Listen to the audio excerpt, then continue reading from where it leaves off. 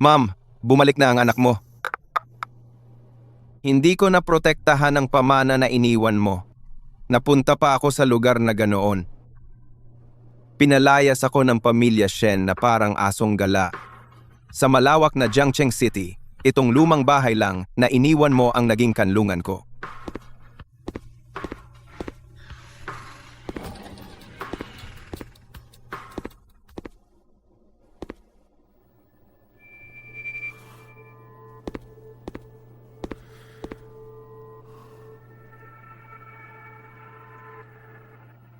Itong salamang tanso ay tila isang bagay na pinakamahal ng aking ina noong nabubuhay pa siya. Mukha itong luma na.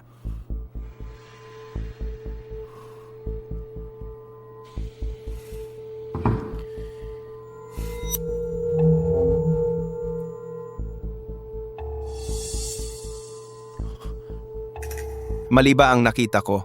O guni-guni ba ito dahil sa matagal na pagkakakulong?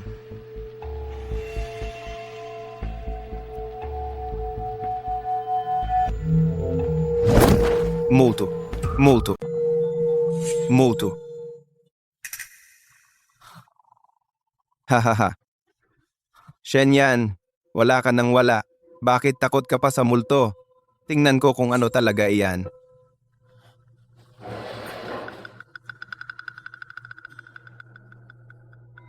Ama, hindi ako naging mabuting anak. Hindi kita mailigtas. Hindi ko man lang maprotektahan ang huling dangal mo at ang bahay na ito. Sinabi ni Zhao Ergu na kung hindi ko mabayaran ang utang bukas, hihilahin niya ako sa Yanyun Tower para bayaran ang utang.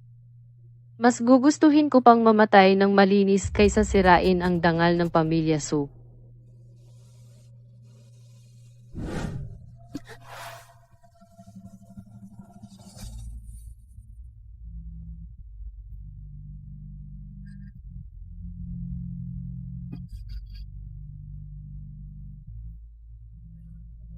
Binibini, huwag.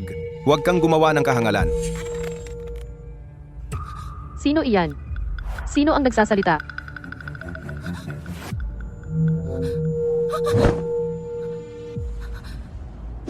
Demonyo, demonyo, demonyo sa salamin. Demonyo, demonyo sa salamin. Ano ba itong salamin na tanso? Ina, ang iyong espiritu ba sa langit ang gumagabay sa iyong anak sa landas na ito na hindi maisip ng iba? Kung ang salamin na ito ay tunay na makakonekta sa ibang panahon at espasyo. Kung gayon, ito na ang tanging pagkakataon ko, ang tanging pagkakataon ni Shen Yan na ibalik ang mga bagay-bagay. Miss, naririnig mo ba ako? Ikaw ba ay isang engkanto sa salamin o isang sugo ng kamatayan na kukunin ang aking kaluluwa? Ikaw ba ang nagsalita sa akin kanina? Ikaw ba ang pumigil sa akin? Oo, ako ang nagsalita. Pero, hindi ako isang diwata o demonyo. Ang pangalan ko ay Shen Yan. Nakatira ako sa isang lugar na napakalayo, sa taong 2026. Liang Seling Ashlo? Anong dinastiya at panahong iyon? Ako si Su King Yuan. Mula sa panahon ni Renzong ng dakilang dinastiyang Song. Dinastiyang Song ng Hilaga. 1,000 taon na ang nakalipas. Hindi ako pinabayaan ng langit. Tunay nga, hindi ako pinabayaan ng langit, si Shen Yan. Miss Su, ano ang problema mo? Nasprain ko lang ang paa ko. Wala lang. Teka.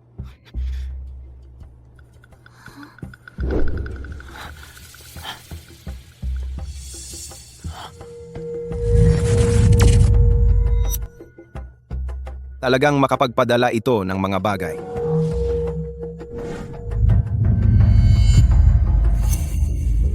Ito. Ano itong bagay? Ano ito? Gamot ito. Gamot para sa pasa at pilay. Miss Su, alisin mo ang takip. Oo, yan nga. Ispray mo lang sa masakit. Miss Su, pakinggan mo ako. Ang salamin na ito ay pwedeng mag-ugnay ng ating dalawang lugar. Nakakapagpadala ito ng mga bagay. Magtulungan tayo. Magtulungan? Ang iyong lingkod ay wala ng iba kundi mga pader na walang laman. Ang aking tindahan ng kaligrapya ay walang kita araw-araw. Ang mga pinagkakautangan ay nasa pintuan ko. Wala na akong natira kundi ang tong wasak na buhay. Ano ang maibibigay ko sa dakilang immortal bilang kapalit?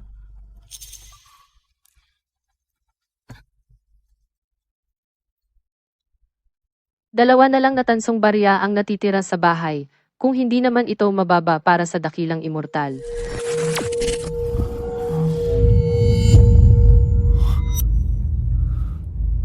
Miss Sue, ang dalawang tansong baryang ito ay baka napakahalaga dito sa mundo ko. Hahanap ako ng paraan para maipalit ang mga ito sa pera sa panig ko. Magkano ang utang mo? Sabihin mo sa akin. At tungkol sa kawalan ng katarungan sa iyong ama, magtutulungan tayong maghanap ng paraan. Su Qingyuan, ang katotohanang nakilala mo ako, natagpuan mo ang salamin na ito ay nangangahulugang ayaw ng langit na mamatay ka at ayaw din nitong mamatay ako. Pareho tayong may paraan. Hintayin mo ang balita ko. Dakilang immortal. Dakilang immortal. Dakilang immortal. Shense, akala mo ba na ang pagpapaalis sa akin sa pamilyang Shen ay wawakasan ako? Sasabihin ko sa iyo, hindi ako hahayaang mamatay ng langit.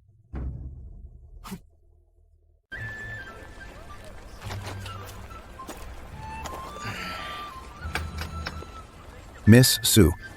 Miss Sue. Kuya Wang, bakit ka na parito? Ito, galing sa hipag mo.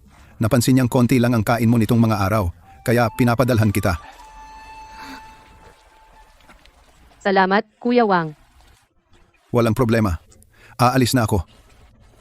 Kuya Wang, anong nangyari sa braso mo? Matagal na ito. Umuulan kasi nitong mga araw, kaya sumasakit ang balikat ko. Walang problema. Aalis na ako. Kuya Wang, sandali lang.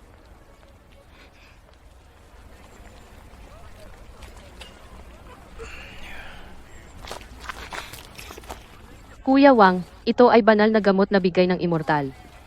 Makagagamot ito sa iyong malalang arthritis. Subukan mo na agad. Banal na gamot? Paano ito gamitin? Tingnan mo, buksan mo itong takip. Ispray mo kung saan masakit, isang beses sa umaga at isang beses sa gabi. Dalhin mo ito at subukan. Susubukan ko. Sasabihin ko sa iyo pagkatapos. Umuwi ka na. Si.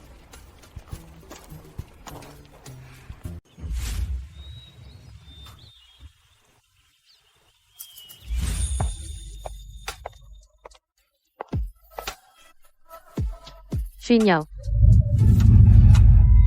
Ying Luo, bakit ka nandito? Dali, pumasok ka at umupo. Walang negosyo, walang bisita, di ba? Narinig ko na ang piraso ng Oda sa Pinewind Pavilion ni Huang Tingjian na naipasa sa subasta noong taglagas. Napunta sa iyo ng tahimik. Ang galing mo namang malaman. Ano, interesado rin si Miss Sue? Sa susunod na buwan ay 70 kaarawan ng lolo ko. Nag-aalala pa ako sa regalo. Pwede mo bang ipagbigay sa akin? Sabihin mo ang presyo. Hindi na ako tatawad. Kakakuha ko lang ng kaligrapiyang iyon. May mga bitak ito na kailangan ng pangangalaga at pagpapanumbalik. Naipadala ko na ito. Malamang matagal pa bago ko ito makuha muli. Pwede na nating pag-usapan ang presyo sa oras na iyon. Shinyaw, ikaw ang aking tagapagligtas. Sige, hihintayin ko na lang. May pulong ako kasama ang aking tagapayo para pag-usapan ang aking thesis ngayong hapon. Mauuna na ako. Ililibre kita mamaya. Sige, mauna ka. Mahusay na babae. Paalam. Paalam.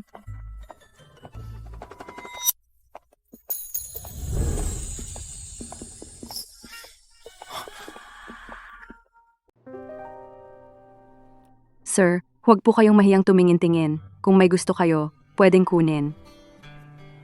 Boss, patingin nga po ng ganito. Gusto ko pong ibenta. Sir, maupo po kayo.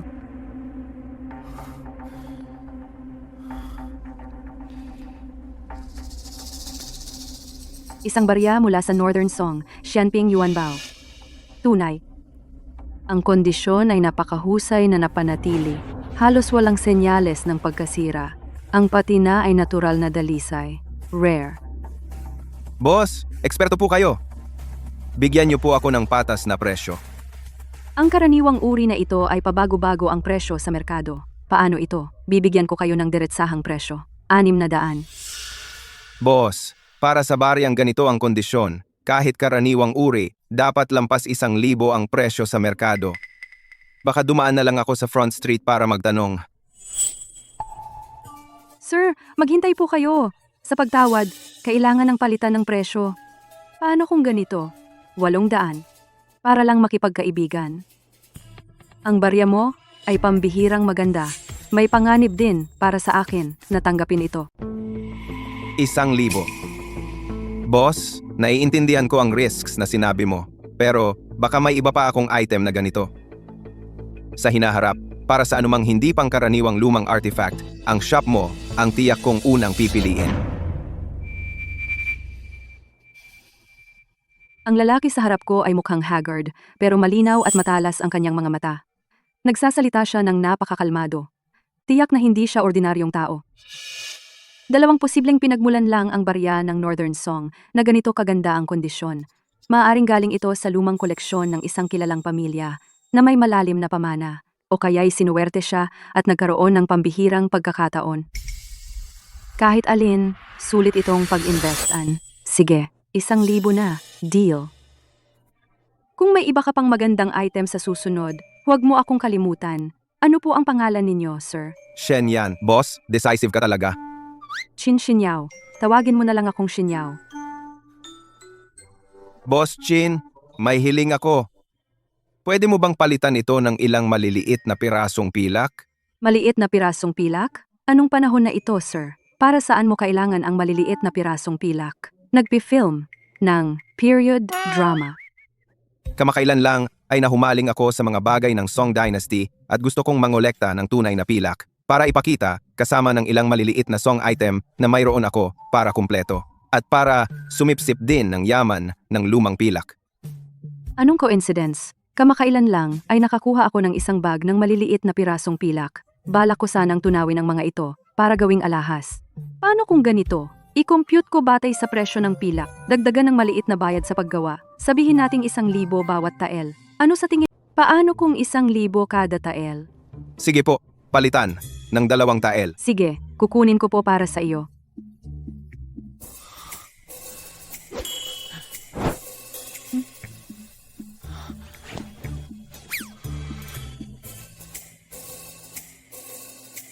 Sir, para sa anumang magagandang bagay sa hinaharap, kahit ginto, pilak, tanso, bakal, porselana, o kaligrapya, pakidala muna sa akin para tingnan. Oo naman, sigurado akong madalas kitang aabalahin, Boss Chin. Alis na po ako.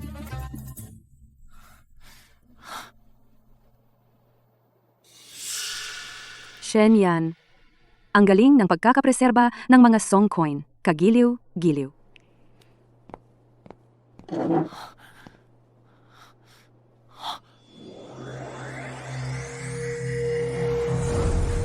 Dakilang immortal, nagpakita ka talaga.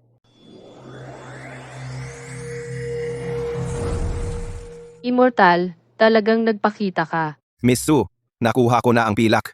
Ipapadala ko na sa iyo ngayon. At to,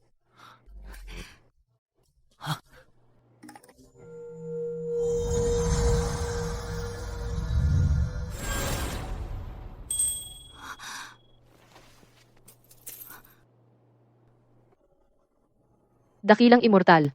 Ito. Napakahalaga nito.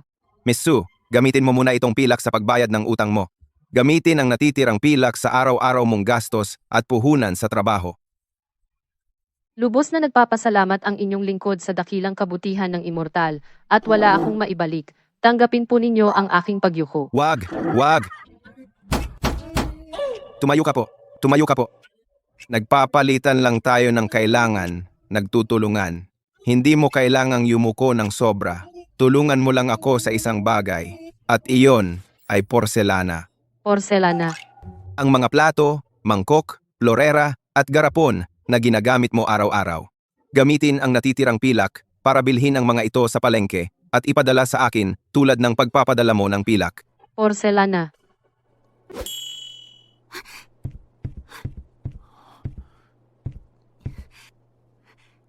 Dakilang immortal, ito ay isang maliit na tasa na may sky green glaze at sunflower mouth na binili ng aking ama maraming taon na ang nakalipas. Dakilang immortal, ito ba ay angkop? Oo, napakaangkop. Ipadala mo agad.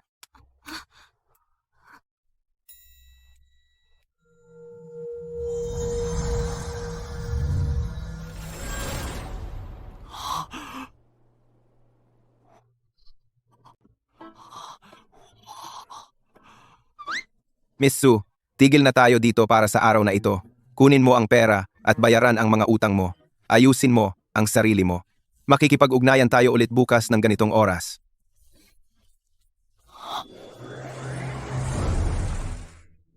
Mula sa musket, naging kanyon.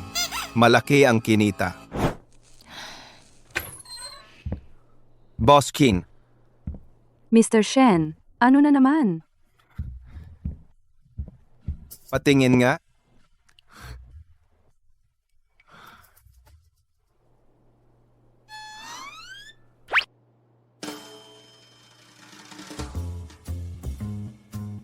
Isang tasa ng Rookil na may sky green glassy at sunflower mouth. Kahit may maliit na basag, ang katawan ay buo pa. Ang glaze, tekstura, at ganda ay nangunguna.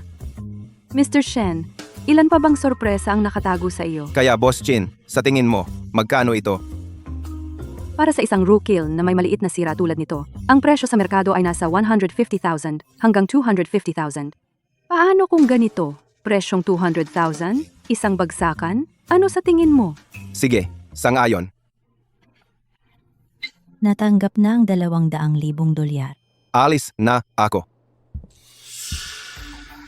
Hindi ba iyan ang aking nakababatang kapatid na kakalabas lang ng bilangguan? Oh, hindi ba ito ang bunsong kapatid ko na kakalabas lang ng kulungan? Shense, hindi pa kita hinahanap. Ikaw pa mismo ang lumalapit, di ba? Mukhang hindi nag-work ang rehab mo. Dati, attempted rape. Ngayon, intentional assault. Shense, sabihin ko lang sa'yo, lahat ng inagaw mo sa akin, babawiin ko. Linwan. Ano? Bakit? Paano kita nagawan ng masama? Naloko ang tatay ko na bumili ng pekang antike. Kung sinabi mo lang isang salita na totoo iyon, di ba naayos na ang problema? Pero tumanggi kang tumulong kahit anong mangyari. Nagkaroon ng cerebral hemorrhage ang tatay ko at naging vegetable. Nasa ospital pa siya. Ganyan ba dapat ang isang boyfriend? Linwan, noong mga panahong iyon, ako. Wala kang dahilan at wala kang ng karapatan. Ano sa tingin mo? Bibigyan kita ng 1,000,000 at aalis ka ng Jiangcheng magpakailanman. O kaya, pumunta ka sa kasal ko kay Linwan sa susunod na buwan. Ano sa tingin mo? Sabihin ko lang sa'yo, wag mo nang isipin yan. Ang mga ginawa mo sa akin at lahat ng ninakaw mo sa akin. Babawiin ko lahat, isa-isa. Wow, pawiin. Umihi ka at tingnan mo ang sarili mo. Uy, bilang kapatid mo, bibigyan kita ng payo. Harapin mo ang katotohanan. Ang pamilya Shen ay wala nang kinalaman sa'yo. Ang mga gamit ko, huwag mo nang isipin na hawakan. Sige, ganun ba? Shense, Linwan, tatandaan ko ito. Nat. Marami pa tayong panahon.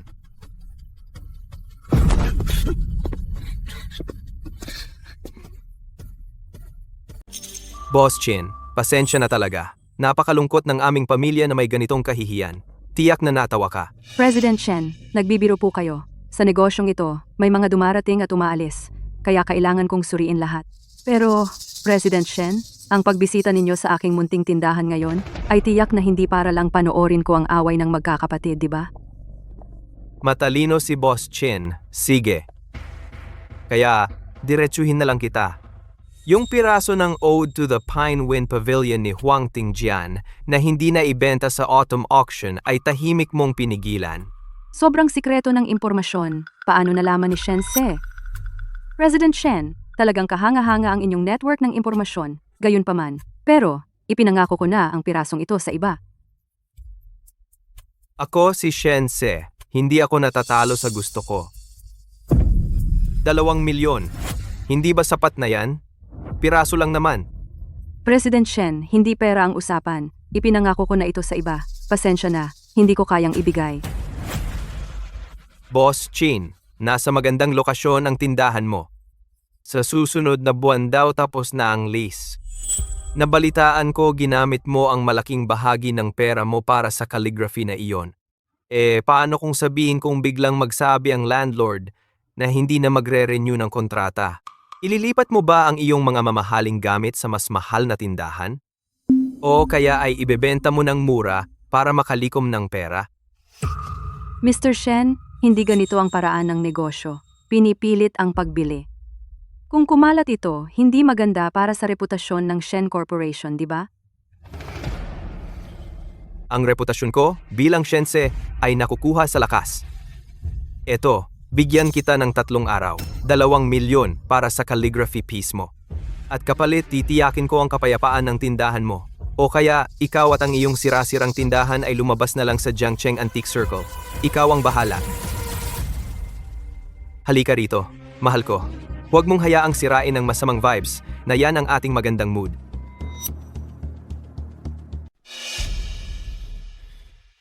Isang tael na pilak ang lumulutas sa panandaliang problema ni Miss Su, ngunit hindi sa kanyang pangmatagalang paghihirap. Kung bibigyan mo ng isda ang isang tao, mapapakain mo siya sa isang araw. Kung turuan mo siyang mangisda, mapapakain mo siya habang buhay. Kailangan ko siyang tulungan na magkaroon ng paraan upang makatayo sa sarili niyang mga paa at kumita ng kabuhayan sa Bianjing.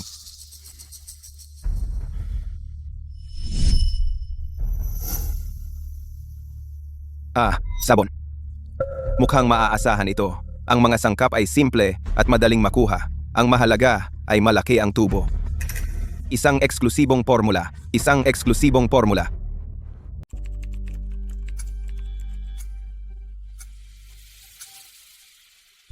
Ang pinakamahalaga sa paggawa ng sabon ay ang alkali. Wala silang sodium hydroxide noong panahon ng Song Dynasty. Pwede mong gamitin ang abo ng halaman. Para sa langis, gamitin ang mantika ng baboy, taba ng tupa o langis ng rapeseed. Marami siguro niyan sa Bianjing. Para sa pabango, gamitin ang cornelian cherry, osmanthus, clove at mint. Ang natitirang problema ay ang lalagyan. Pwede kang mag-ukit ng kahong-kahoy. Dapat gumana. Naayos na ang pangunahing proseso. Miss Su, ipapadala ko na ang pilak ngayon din. Nakakita ako ng negosyo na makakatulong sa iyo na magtatag sa Bianjing. Maghanap tayo ng paraan para mabuhay sa Bianjing.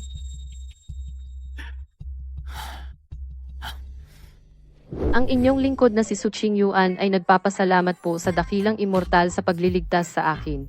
Kahapon, sa tulong ng pilak na ipinagkaloob ng dakilang immortal, lubos ko pong nabayaran ang utang kay Zhao Ergu. Nasunog din ang kasulatan ng utang doon mismo. Ang pagkakaroon ko ng pahingang ito ay dahil po sa awa ng immortal. Nakikiusap po ako sa immortal na gabayan muli ang inyong lingkod at ituro ang daan pasulong. Miss Su, Zhao Ergu, bakit ka na parito? Lubos ko nang nabayaran ang iyong pilak. Ano pa ang gusto mo? lubos na nabayaran? Miss Su, baka mahina na ang iyong memorya. Kahapon ay binayaran ang principal. Ngayon, naparito ako para kunin ang interes. Compound interest, hindi masyadong marami, hindi masyadong kaunti. Kinompute hanggang ngayon, eksaktong 5 taels. Walang hiya ka. Sobra naman ang interes na yan. Pang-aabuso to. Pang-aabuso? Ako ang nagpautang at nagtakda ng interes. Hindi makabayad? Sige. Sumama ka sa akin sa Springwind Pavilion at kakalimutan ko na ang utang mo ngayon. Bitawan mo ako. Tatawag ako ng saklolo. Tatawag ng tulong? Tingnan natin kung sino ang makakapagligtas sa iyo ngayon. Ayaw mo sa mabuting paraan, sa masama pa. Kukunin ko na ang interes sa iyo ngayon. Bitawan mo, halimaw. Bitawan mo ako. Babae, kumagat ka sa akin? Hayaan mong bigyan kita ng lambing. Kapag nasiyahan na ako, ibebenta kita sa magandang halaga. Bitawan mo ako. Hayop ka. Bitawan mo ako. Bitawan mo ako.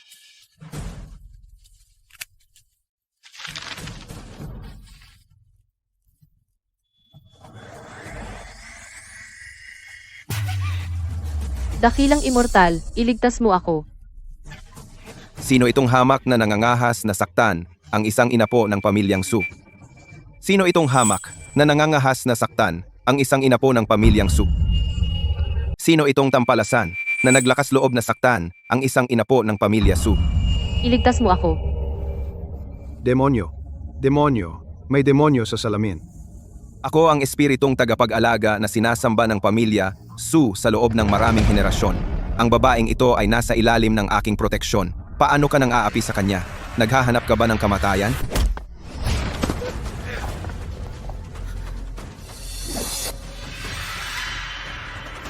Ayos, dakilang master. Maawa po kayo. Nabulag po ang inyong abang lingkod. Hindi ko alam na si Madam Su ay nasa ilalim ng inyong proteksyon. Aalis na po agad ang inyong abang lingkod. Ito ang iyong unang pagkakasala. Kung muli kang maglakas loob na pumasok sa tahanan ng Su, sasamsamin ko ang iyong kaluluwa at ikukulong ito sa ilalim ng mundo, magpakailanman. Hindi na po ako maglalakas loob. Hindi na muli. Mawawala na po agad ang inyong abang lingkod. Miss Su, ayos lang. Hindi na siya maglalakas loob na bumalik sa ngayon. Ang inyong abang lingkod, Su Qingyuan, ay umuyukod bilang pasasalamat sa dakilang immortal dahil sa pagligtas ng aking buhay. Ang inyong lingkod ay hinding-hindi makakalimot sa dakilang kabutihan ng immortal. Miss Su, tumayo po kayo. Hindi po ako isang immortal. Ako pa rin si Shen Yan. Tingnan ko kung nasaktan ka. Hindi. Galing ng immortal na ito. Miss Su, pansamantala lang ang silver sa emergency mo, hindi pang matagal ang solusyon. Pero may paraan ako para matulungan kang mag-umpisa sa Bianjing at mabuhay ng walang alalahanin. Paraan ito ng paggawa ng mabangong sabon. Mabangong sabon? Katulad ba ito ng bath beans? Katulad, pero mas maganda. Mas mahusay ito sa paglilinis at pagpapanatili ng bango kaysa sa bath beans. Nasulat ko na ang paraan. Hindi naman mahirap hanapin ang mga sangkap sa Bianjing. Taba ng baboy, taba ng tupa, abo ng halaman, at iba't ibang pabango mula sa bulaklak at damo. Inayos ko na ang impormasyon. Ipapadala ko na sa iyo ngayon.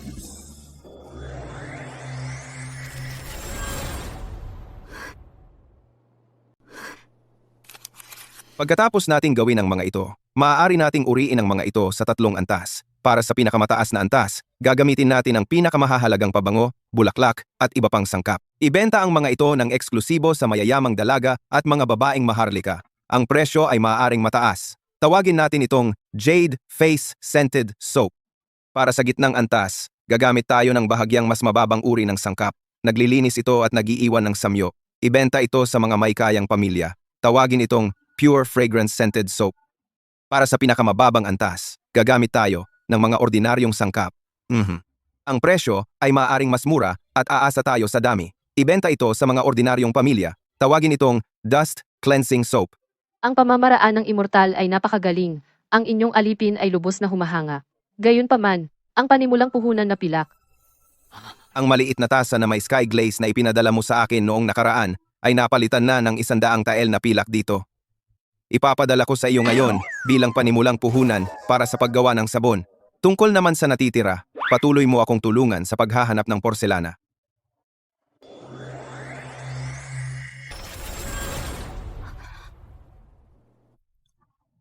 Isandaang tael. Ang maliit na tasa na ito ay napakahalaga. Ji Shen, ang natitirang pilak noong nakaraan na ipinabayad mo sa akin para sa utang. Sinunod ko ang iyong mga tagubilin at sa mga nakaraang araw ay nagbabantay ako sa palengke, bumibili ng ilang porselana. Hindi marami dahil natatakot akong makatawag ng pansin. Kukunin ko na sila para sa iyo ngayon.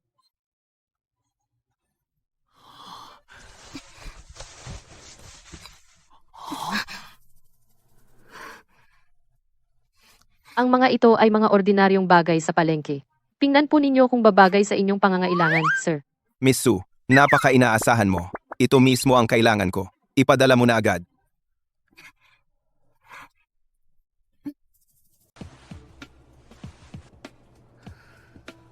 Xinyaw. Handa na ba? Kakakuha ko lang. Paano ko pababayaan ang trabahong ipinagkatiwala mo, Miss Su? Magaling. Matutuwa si Lolo kapag nakita ito. Sinyaw, mahal na mahal kita. Tigilan mo na ang pagiging sobrang sweet. Tulungan kitang itago ang painting. Ngayon, sayo na ang painting na ito. Huwag mong dalhin kung saan-saan sa daan. Umuwi ka ng diretsyo, naintindihan mo ba? Sige, naiintindihan ko. Uuwi ako ngayon at iingatan ko ito.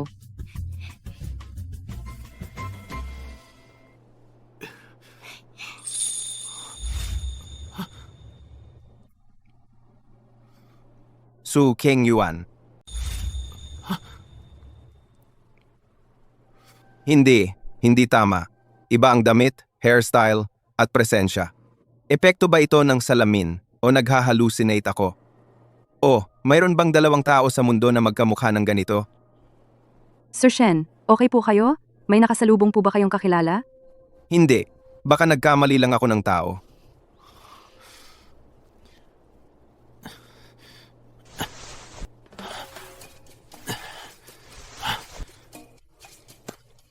Sir Shen, ano yang sako? Boss Chin, aabala na naman kita.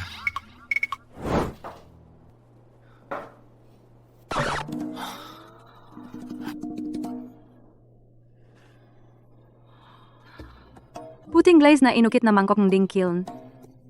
Berdeng glaze na inukit na tas sa ngang Yaozhou kiln. At ito, Longquan kiln. Berdeng maliit na garapon. Isa pa, tasa ng Jian na may itim na glaze at balahibong liebre. Sir Shen, kayo? Bumibili po ba kayo ng maramihan mula sa Song Kilns ngayon? Mr. Shen, maaring hindi ito kasing husay ng mga yari sa Ru Kiln. Pero standard na mga piraso ito sa kategorya ng Song Porcelain. Nasa maayos na kalagayan sila. May malinaw na ebidensya ng maayos na pinagmulan. Ikaw, binaklas mo ba ang bodega ng museo? O ninakawan mo ang isang pribadong kolektor? Hindi. Tingnan mo, ang kulay ng glase, ang ukit, ang mga bitak. Classic itong Northern Songding Kiln. At ito naman, ang mga markang parang balahibo ng kuneho, ang kinang ng glase. Mahal ni Emperor Huizong ng Song ang mga ito para sa timpalak ng tsaa. Mr. Shen, sa totoo lang, isang pirasong ganito ay swerte, dalawa ay biyaya ng ninuno, pero ikaw, isang tambak, imposible. Mr. Shen, anong klaseng koneksyon ang nasa likod mo? Ito ay lampas sa aming pagkakaintindi sa mundo ng antik. Koneksyon? Hindi importante ang koneksyon. Ang mahalaga ay lahat ng ito ay tunay at dadami pa. Ang tanong, kaya ba ni Boss Chin na bilhin ang mga ito? Kaya, bakit hindi? Mr. Shen, ang mga ito ay hindi naman kilalang piraso. Pero ang halaga nila ay nasa pagiging tunay, maganda, at kumpleto. Bibigyan kita ng package price. 1,500,000 buong bayad. Ano sa tingin mo? Siya, deal. Mr. Shen, dahil may ganyan kang pambihirang koneksyon, nagtataka ako kung makakakuha ka ng bagay na mas mahirap hanapin kaysa sa mga ito. Isang bagay na mas mahalaga sa iba kaysa sa kanilang sariling buhay. Boss Chin, anong ibig mong sabihin? 1,000 taong ginseng, isang tunay na hari ng ginseng. Ginseng na 1,000 taon, dinastiyang Northern Song, mula ngayon. Di ba? Mga 1,000 taon na ang nakaraan. Kung si Qing Yuan, mula sa panahong iyon, ay padadalhan ako ng kahit isang ligaw na ginseng na ilang dekada lang o 100 taong gulang sa pamamagitan ng bronze mirror. Kung gayon, pagdating natin sa 2026, di ba ang mga taon na naranasan ng ginseng na iyon ay tunay na 1,000? Boss Chin, pakipaliwanag po. Ang pamilyang Jiang, ang asawa ng pamilyang Jiang, ay nakoma ng halos 20 taon. Depende ang buhay niya sa item na ito. Si Mr. Jiang ay nabaliw. Ang reward na inaalok niya ay umabot na sa hindi maisip na halaga. Pero ang mas mahalaga, personal na nangako si Mr. Jiang na ang sino mang magbigay ng tunay na artikulo ay magiging walang hanggang benefactor ng pamilyang Jiang. Pamilyang Jiang. Mr. Shen, ganito na lang.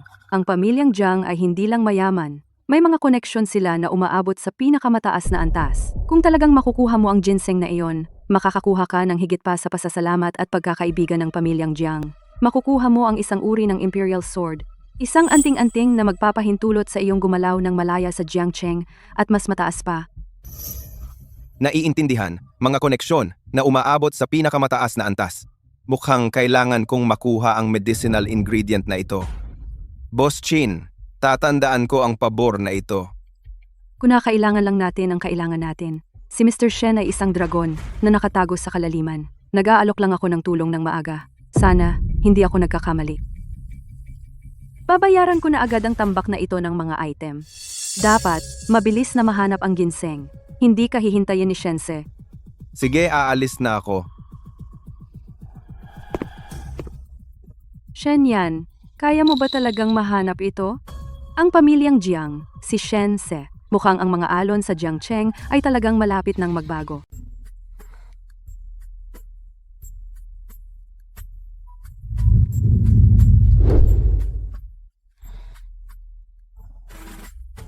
King Yuan, nandiyan ka ba? Nandito ako. Handa na ba ang lahat? Sir, ayon sa inyong tagubilin, na-produce na ang unang batch ng mga produkto. 2 araw na silang pinatuyo sa hangin. Hindi ko lang alam kung magbebenta ang mga ito sa Bianjing. Talagang nababahala ako. Qing Yuan, magtiwala ka sa akin. Kapag nailabas na ang mga ito, magiging napakasikat. Siya nga pala, kailangan ko ang tulong mo para maghanap ng dekalidad na ligaw na ginseng, kasing tanda, hanggat maaari. Ligaw na ginseng? Noong nabubuhay pa ang aking ama, mayroon siyang pakikitungo sa ilang mga ngalakal ng halamang gamot. May isa, si Manager Chen, na buong taon ay nagbebenta ng ligaw na ginseng na galing sa kabila ng mga daanan. Siya ang pinakamaaasahan. Kung kailangan ninyo, sir, tatanong ako mamaya. Pero ang ligaw na ginseng na sapat na ang tanda ay malamang na napakamahal. Huwag kang mag-alala sa gastos. Maghanap ka lang. Kahit anong presyo, kailangan nating makuha ito. Napakahalaga ng bagay na ito para sa akin. Qing Yuan, naiintindihan ko. Pagkatapos kong matapos magtayo ng tindahan, pupunta ako at hahanapin si Manager Chen. Sige, Qing Yuan, huwag kang matakot. Tandaan mo, hindi ka nag-iisa. Nandito lang ako, naghihintay ng balita mo. Laban. Laban. Laban. Sir, anong ibig sabihin yun? Kailangan bang magdagdag ng langis si Qing Yuan sa lampara? Sa aking probinsya, ang ibig sabihin nito ay hikayatin ang isang tao, palakasin ang loob. Ibig sabihin, hikayatin ang isang tao na magsikap at lakasan ang loob. Dito, subukan natin ng sabay. Ganito, sabihin ang laban habang iniisip ang kailangan kong magtagumpay. Subukan mo. Predito, Laban. mas malakas. Sige, laban. Laban.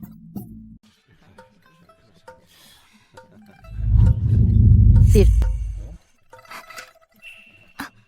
Ang dust cleansing soap na ito ay espesyal para sa pag-alis ng mantika at matitigas na mansa. Kung papayag po kayo na subukan ko, kahit maglinis man ito o hindi, bibigyan ko po kayo ng 1 piraso ng pure fragrance scented soap bilang pasasalamat. Epektibo ba talaga ito? Kung gayon, subukan ninyo po.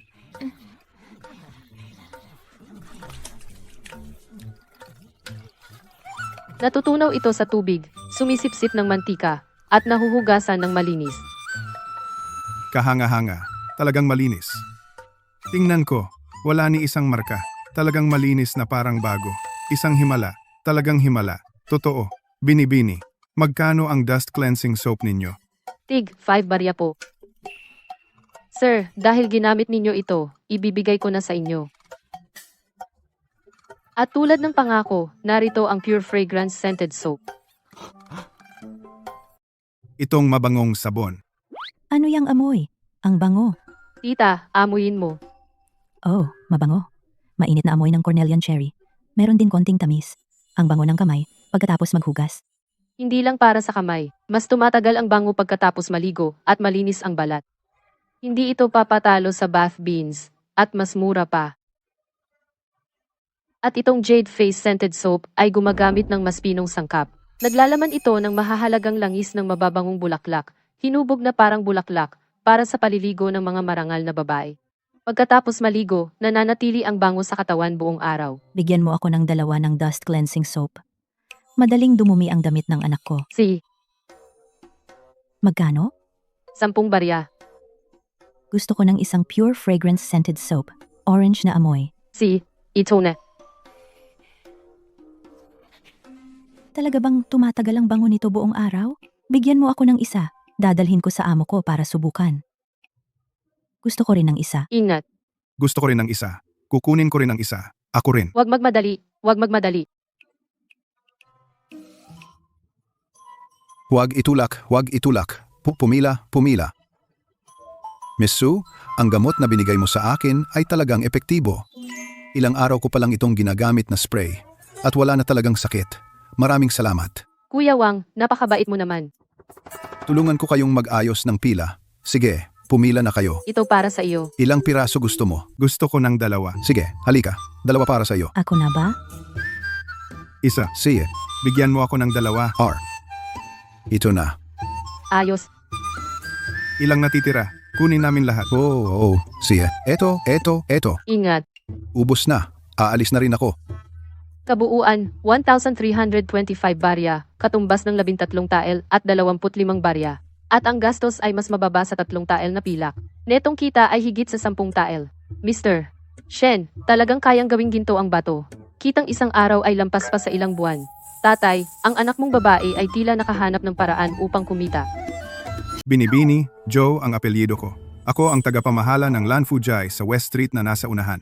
Nagkataon lang akong dumaan at talagang naintriga ako sa iyong mabangong sabon. Maaari ko bang malaman kung ito ay gawa ng pamilya o Ito ay lihim na reseta na itinuro ng isang nakatatandang mapag-isa sa aming pamilya. Manager Zhu, ano po ang inyong payo? bago ang iyong gawa at talagang mahusay ang produkto? Gayunpaman, ang pagtitinda sa kanto tulad nito na nasa init at ulan ay hindi pang matagalang solusyon at hindi ka makakakuha ng talagang patas na presyo. Manager Zhou, magsalita po kayo ng diretsyo.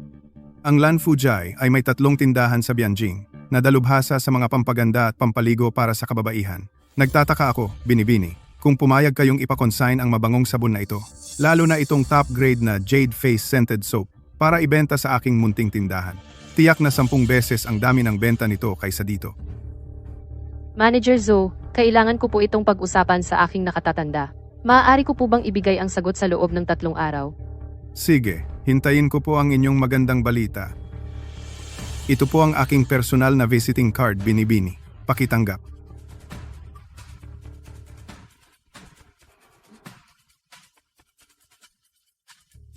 Mr. Shen, hindi po binigo ni Qing Yuan ang inyong inaasahan. Naging matagumpay tayo sa unang hakbang na ito. Tiyak na mahahanap din ni Qing Yuan ang ginseng na hinihiling ninyo.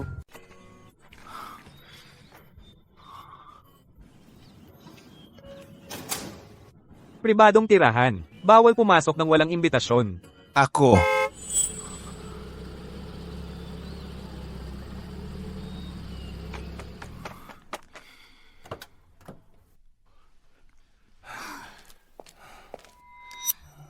Ang mga delivery ngayon, sobrang bastos. Naglalakas loob na kumatok ng hindi tumatawag. Pumunta ako para makita si Mr. Jiang Zhenyue. Paki-announce na lang ako. Ikaw, may bitbit kang lumang kahon na kahoy. Akala mo kaya mong gamutin ang nanay ko. Alam mo ba kung ilang tao ang pumunta sa atin nitong mga araw, nagtatangka manloko. May dalang labanos at sanga, nagpapanggap na 1,000 taong gulang na ginseng. Bawat isa magaling magsalita, pero peke lahat. Lakas loob mong manloko sa pamilya Jiang. Alam mo ba ang kahihinatnan? Ang eksperto, isang tingin lang alam na kung totoo o hindi. Dahil naglakas loob akong pumunta, natural na may tiwala ako. Si Miss Jiang ay tumatangging tumingin, pero nag-aakala kang magdesisyon para kay Mr. Jiang. Kung lalala ang kondisyon ni Mrs. Jiang dahil sa pagkaantala na ito. Ikaw, naglakas loob kang sampay ng nanay ko. Tito Fu, pumunta ka rito at itapon mo ang impostor na ito. Tito Fu, halika po rito at palayasin ninyo ang manloloko na ito. Teka. Miss Jiang, nag-utos po ang amo na ang anumang may kinalaman sa kalagayan ng ginang ay hindi dapat basta-basta. Ginoo, ano ito? Shen ang apelido ko. Shen yan. Maaring ang nasa loob ng kahon na ito ay magsilbing sangkap na panggamot para kay Mrs. Jiang. Sige po, kaya Naglakas loob kang dayin si Tito Fu. Tingnan natin kung paano mo haharapin ito. Kung hindi ka makapagbigay ng totoo, ipapahiga kita palabas.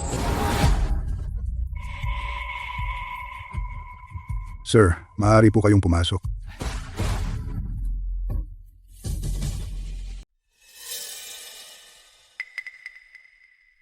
Mr. Shen, narinig ko kay Tito Fu na dinala mo ang kailangan ng asawa ko. Opo. Narinig ko pong kailangan ni Mrs. Jiang ng 1,000-year-old ginseng king bilang sangkap sa gamot. Nagkataon lang na nagkaroon ako ng ganyang ginseng at dinala ko ito upang ihandog sa inyo. Tay, tingnan mo ng mabuti kung ito ba talaga ay 1,000-year-old ginseng. Huwag naman sanang malaking labanos na nakuha lang sa bundok.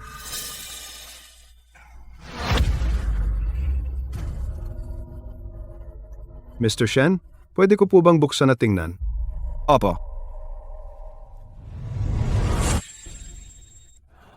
Ito, Talaga itong isang tunay na wild, 1,000-year-old ginseng king. Ang asawa ko. Maliligtas ang asawa ko. Tae, tingnan mong mabuti. Baka ito ay high-end na peke. Sinabi ko sa iyo na magbasa ka pa, pero ayaw mo talaga. Puro bili na lang ng damit. Ang ganitong banal na bagay ay gawa ng langit at lupa. Hindi ito kayang gayahin ng tao. Mr. Shen, ang bagay na ito ay pangalawang pagkakataon para sa akin, para sa pamilya Jiang. Pakitanggap ang aking pagpupugay.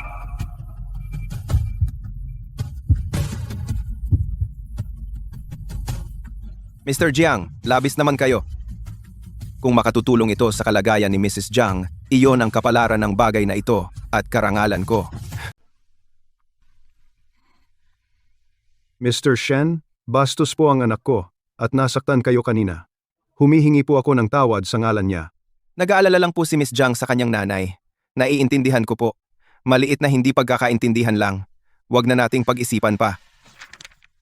Mr. Shen, ito po ang tseke para sa 10 milyon. Hindi ito gantimpala.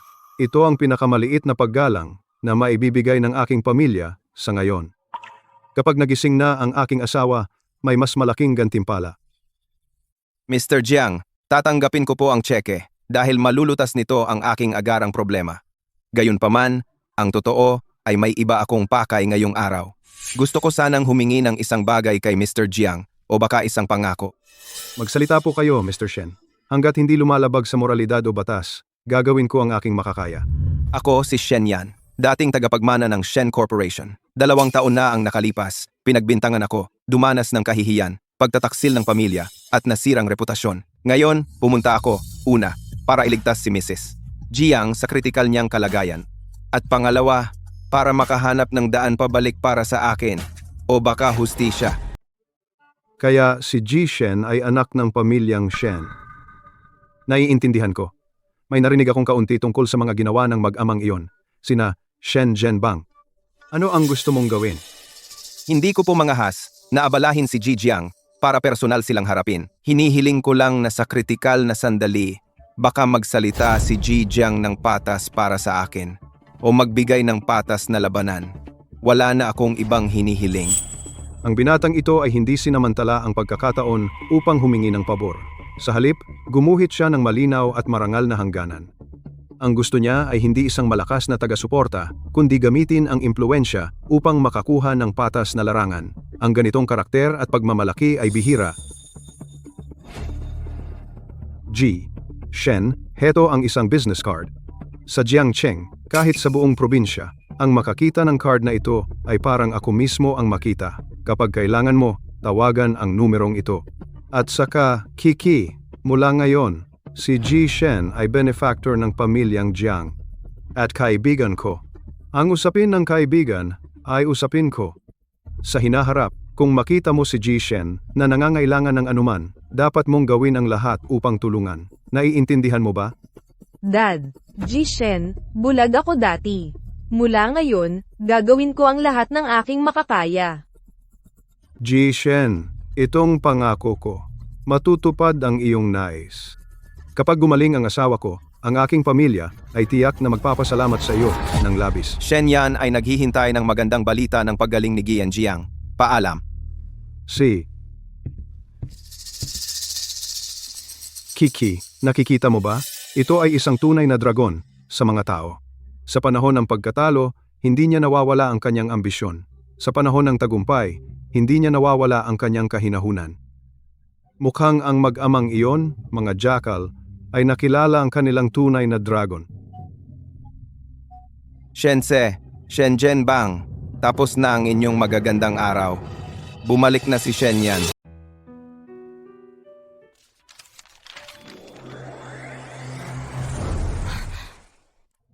Sir, baka hindi niyo po alam. Sa mga nakaraang araw, ang Jade Face Scented Soap ay naging sikat sa ilang mga maharlikang babae. Halos hindi na sapat ang supply para sa demand. Magaling, pero kung masyadong bumuti ang negosyo, ang mga established na tindahan ng rouge at powder sa Bianjing ay malamang hindi tatahimik. Sir, ang sinasabi ninyo, naramdaman na rin ni Qing Yuan. Nakarinig ako ng usap-usapan sa palengke noong isang araw na sinasabi na ang produkto natin ay may maruruming sangkap. Ito ang pinakakaraniwang taktika sa kompetisyon. Paninira sa kalidad ng produkto, pagpapakalat ng chismis, At kahit paggawa ng eskandalo sa inyong pintuan ay posibleng mangyari. Kailangan ninyong maging handa. Naiintindihan ni Qing Yuan. Sa gabay ni Jishen. May matatag na pundasyon si Qing Yuan. Qing Yuan, mas matalino at matapang ka pa kaysa sa naisip ko. Tandaan, kahit anong mangyari, hindi ka nag-iisa. Gabi na, dapat magpahinga ka na rin. Mag-ipon ka ng lakas para sa mahihirap na laban. Ji, Shen, magpahinga na rin po kayo. Mag-iingat si Qing Yuan. Si? Lintik, walang pusong tindahan.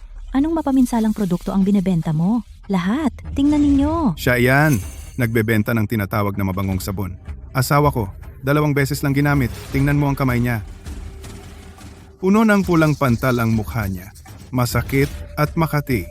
Sabi ng doktor, dahil daw ito sa paggamit ng nakalalasong produkto. Lahat, humatol kayo. Talagang may pantal siya. Mukhang nakakatakot. Alam ko na, ang biglang lumitaw na ganito, tiyak na hindi maaasahan. Sinaktan nito ang asawa ko. Okay lang ba siya? Ma'am, magsalita po kayo ng mahinahon. Sabi mo binili mo ang mabangong sabon sa akin. May patunay po ba kayo? Kailan po ninyo ito binili? Paano po ninyo ginamit? Patunay? Binili ko ito dito kahapon. Ginamit ko at naging ganito. Anong ibang patunay ang gusto mo? Itinatanggi mo ba? Ma'am, kung talagang ang sabon ko ang sanhi ng problema, hindi ako tatakas sa responsibilidad. Pwede ko bang ikumpara ang sabon na binili mo sa mga bago kong ibinebenta ngayon? Eto.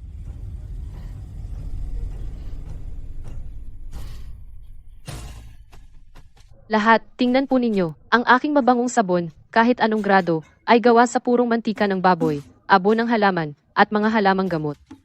Pare-pareho ang kulay at walang kakaibang amoy. Dagdag pa, mula noong 3 araw na ang nakalipas, upang maiwasan ang peke, bawat piraso ay may natatanging tatak na mirror lake. Ang piraso mo naman, mapurol, hindi pantay ang kulay, may kakaibang amoy, at walang tatak na mirror lake. Tiyak na hindi ako ang gumawa nito. Ikaw, sinungaling ka.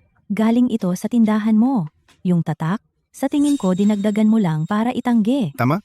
Madaling magsalita. Kung may duda pa kayo, handa akong i-verify ito dito mismo.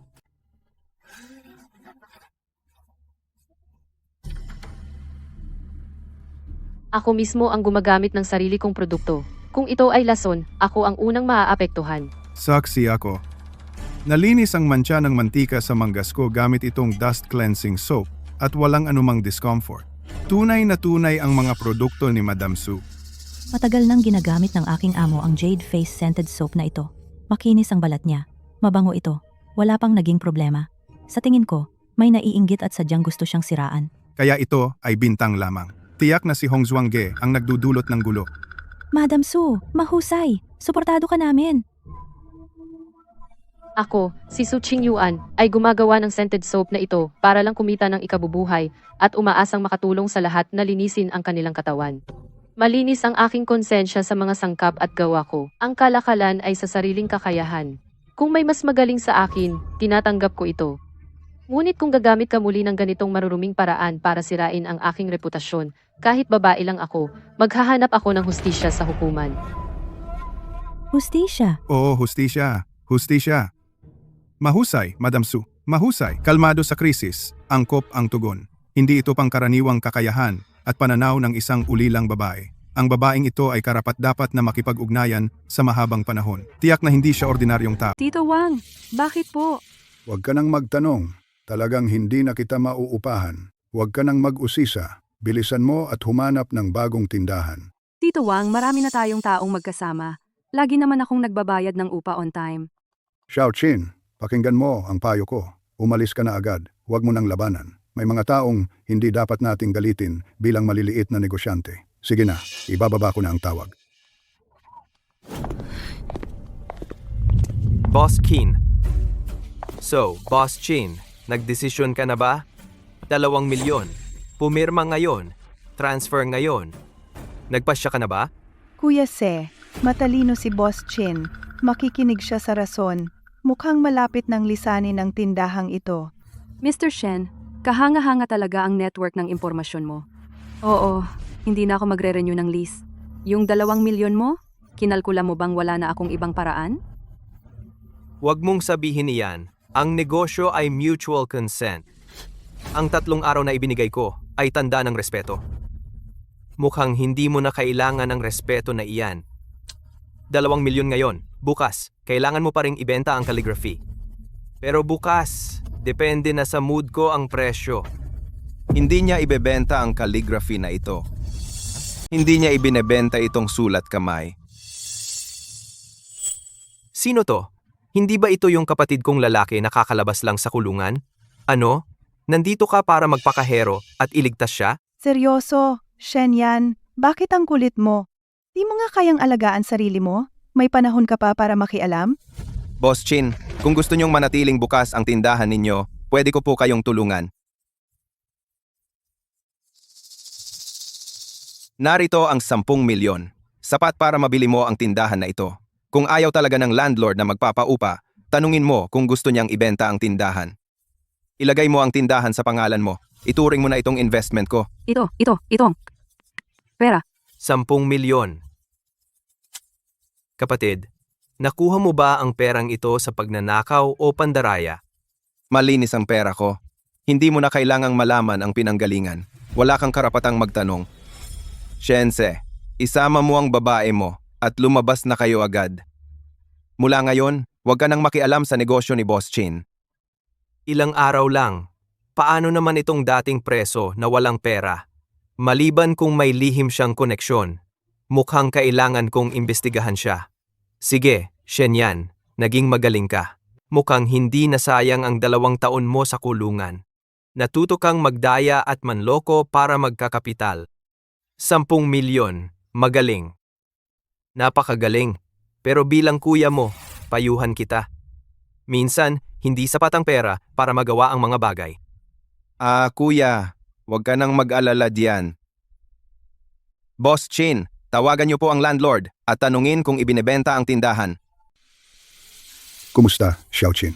Di ba sabi mo, hindi ka na magre-renew? Tito Wang, hindi na po ako magre-renew. Pero gusto ko pong bilhin itong tindahan. Sabihin niyo po ang presyo. Bilhin ang tindahan? Xiaoqin, huwag kang magbiro. Hindi ko mabebenta itong tindahan. Tito Wang, gusto ko pong talagang bilhin ito. Pwede nating pag-usapan ang presyo. Hindi pera ang problema. Sinabi ni President Shen na sino mang magbenta o magrenta ng tindahan sa iyo ay kalaban niya. Ang buong pamilya ko ay umaasa sa maliit na property na ito. Pakiusap, bigyan mo ako ng pabor. Maghanap ka ng ibang lugar. Kahit magdala ka ng bundok ng ginto, hindi ko pa rin ibebenta. Oh, pare, ano ba ang sinabi ko sa'yo? Diba? Minsan, may mga pinto at patakaran na hindi kayang solusyonan ng pera lang. Sa Jiangcheng, mas mahalaga ang koneksyon kaysa pera. Boss Chin, 2 milyon. Huling pagkakataon mo na. Oh.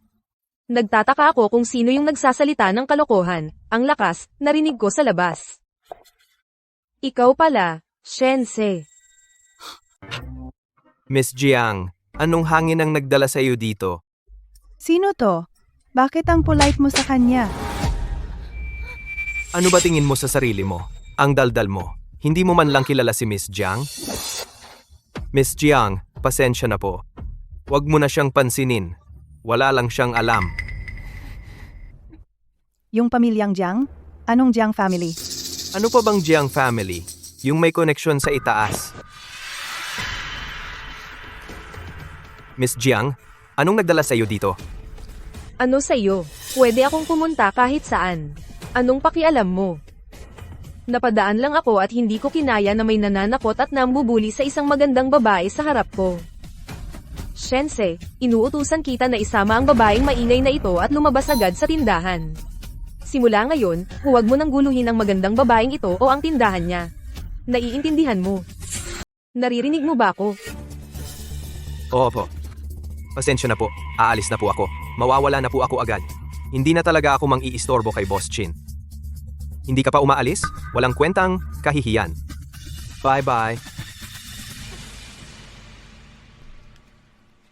Shen Yan, sakto ang dating ko, di ba?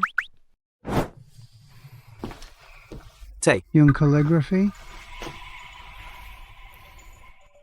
may konting aksidente kay Chin Chin Yao. Hindi ko nakuha yung calligraphy.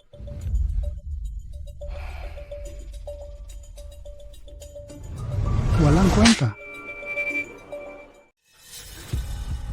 Wala ka man lang makuha na isang calligraphy piece? Ibinigay ko sa iyo ang pamilya Shen. At ito ang ginagawa mo? Hindi po sa hindi ako sumubok, Dad. Biglang dumating ang pamilya Jiang para suportahan ang babaeng iyon. Hindi ako makapagmatigas sa harap ng mga Jiang. Ang pamilya Jiang. Jiang Kiki. Paano niya nakilala si Qin Xinyao? At bakit bigla siyang nagpakita? Nagtataka rin po ako. Pinaghihinalaan ko na hindi si Qin Xinyao, kundi si Shen Yan. Ngayon, nakapaglabas siya ng tseke na 10 milyon ng basta-basta. Saan niya nakukuha ang lahat ng perang iyon? Dad, pinaghihinalaan ko na nakapasok na siya sa pamilya Jiang. Siya ang umakyat kay Jiang Chiki. Siyasatin. Alamin ang lahat ng ginawa ni Shen Yan mula nang makalaya siya at lahat ng taong nakausap niya at bawat sentimo na meron siya. Gusto kong maimbestigahan ng mabuti ang lahat. Isa pa? Shensei, ikaw ang anak ko. Ipinagkatiwala ko sa iyo ang pinakamahalagang bahagi ng negosyo ng pamilya Shen. Pero kailangan mong maintindihan, hindi nagkukulang ang pamilya Shen ng mga anak na lalaki. Sa labas, maraming tao ang tatawag sa akin ng dad at gagawa ng mga bagay para sa akin. Kung hindi mo kayang hawakan ito, hindi ako mag-aatubiling palitan ka ng mas may kakayahan. Hindi po, Dad. Naiintindihan ko. Gagawin ko po. Siguradong mahuhukay ko lahat ng sikreto ni Shen Yan. Tiyak po na makukuha ko ang kailangan natin sa pagkakataong ito. Hindi ko po kayo bibiguin. Tandaan mo, ang resulta lang ang mahalaga sa akin. Ikaw na ang bahala sa proseso.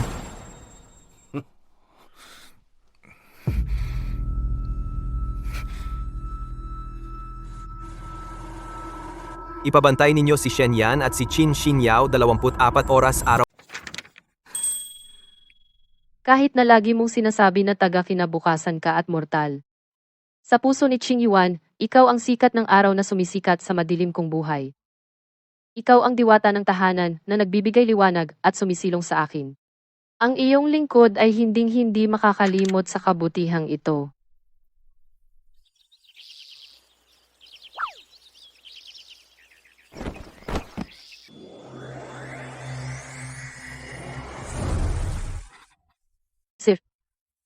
Sir, tingnan po ninyo, ito ang mga unang sample ng iba't ibang pabango at honey balm, ginawa ayon sa inyong recipe.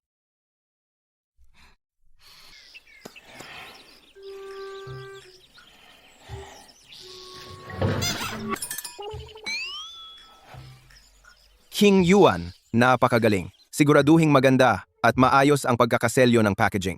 Okay lang kahit medyo mahal, ang target nating mga customer. Ang binibili nila ay ang kakaiba at katangi-tanging kalidad na ito. Sige, hanggang dito na lang tayo ngayon.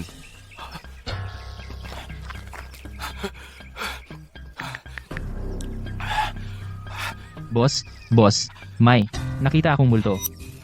Ang salamin sa kanyang silid ay kumikinang. May isang matandang babae sa loob na kausap siya.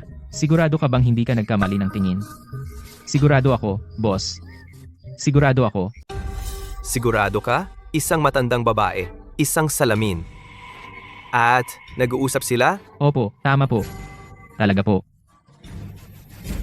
Mabuti, napakahusay. Ikaw, bantayan mo lang. Huwag mong ipaalam sa kanya. Magpapadala ako ng mga tao ngayon din.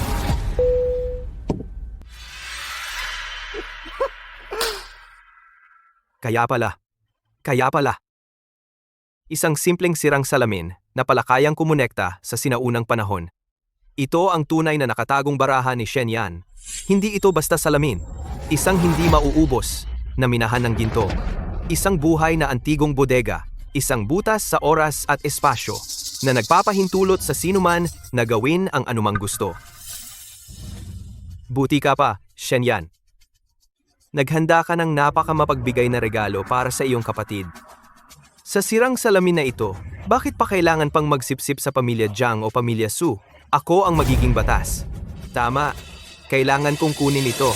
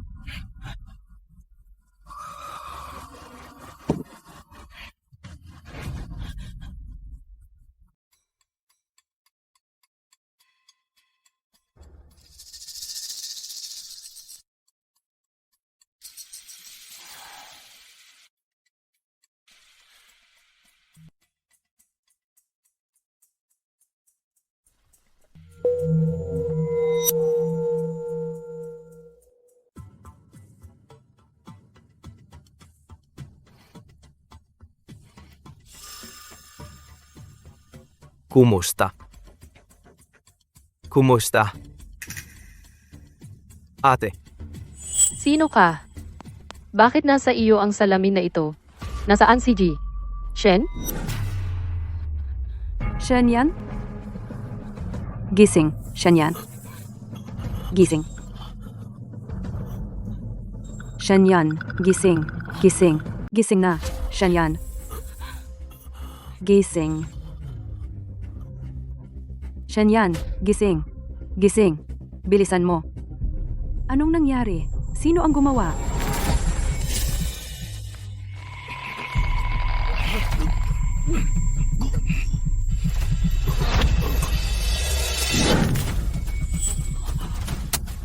Ang salamin. Si Shensi. Saan ka pupunta? Miss, huwag kang matakot. Ako ang kuya ni Shen Yan. May importanteng kailangan siya at umalis. Ipinagkatiwala niya sa akin ang salamin. Narinig ko may negosyo siya sa iyo, miss. Ako na ang pumalit sa kanya. Sir, huwag kang magsalita ng walang katotohanan. Hindi ipagkakatiwala ni Mr. Shen ang salamin na ito sa iba. Sino ka ba talaga? Anong ginawa mo kay Mr. Shen? Saan mo nakuha ang salamin na ito? Miss, alam ng matalinong tao kung saan ang direksyon ng hangin. Kung ano man ang kayang ibigay ni Shen Yan sa iyo, 10 beses ko iyong ibibigay. Ginto, pilak, kayamanan, at karangalan. Walang hiya. Tiyak na gumamit ka ng masamang paraan para makuha ang salamin na ito. Kahit mamatay ako si Su Qingyuan, hinding-hindi makikisama sa isang hamak na tulad mo. Kung may mangyari kay Mr. Shen, babalik ako bilang isang multong naghihiganti para fitilin ang iyong buhay. Miss, bakit gusto mong mamatay? Shense? Kung may mangyari kay Mr. Shen, babalik akong multong naghihiganti para fitilin ka. Miss, bakit ba gusto mong mamatay? Shense. Ibalik mo sa akin ang salamin. Shen Yan, Ibalik sa'yo? Gago? Tulog ka pa ba? Akin na ang salamin. Pwede kong gawin kahit anong gusto ko dito. Ang pamilya Jiang at Su, lahat sila'y luluhod sa akin. Shense, ang ginagawa mo ay pagnanakaw, krimen, at pananakit. Nasa labas ang mga Jiang. Darating na ang pulis anumang oras. Shense, hindi sa iyo ang salamin. Hindi mo ito kayang kontrolin. Ibalik mo sa akin at pakakawalan kita. Kung hindi, hindi ka makakalabas sa pintong iyan. At, Oh, sobrang takot ko. Ano? Sasabihin ko sa'yo. Walang kwenta ang batas. Walang kwenta ang pamilya Jiang. Akin ang salamin. Ako ang nagpapasya. Pretty lady, narinig mo siya. Pinibigyan ka ni kuya ng huling pagkakataon. Manatili ka sa akin at magkakaroon ka ng walang katapusang kayamanan at karangalan. Wala kang hiya. Huwag mo na yan pangarapin. Ako, Su Qingyuan, ay sumusumpa na hindi ako magkakaroon ng anumang kinalaman sa isang hamak na tulad mo na nagbabalak at pumapatay ng sariling pamilya. Ikaw, hindi ka karapat-dapat. Hindi ka karapat-dapat, ha? Kung hindi ko ito pwedeng makuha, hindi mo rin ito makukuha. Shen Yan, ang golden goose mo ay mabasag kasama ng hangal na salamin na ito. tigil, wag.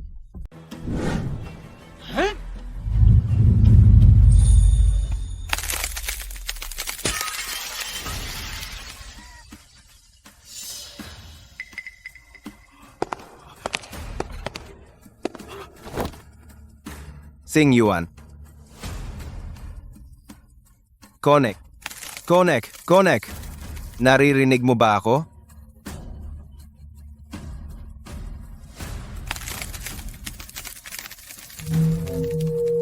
Ji Shen. Ji Shen, magsalita po kayo. Ji Shen. Ji Shen. Pakiusap, sagutin po ninyo ako. Nakikiusap po ako.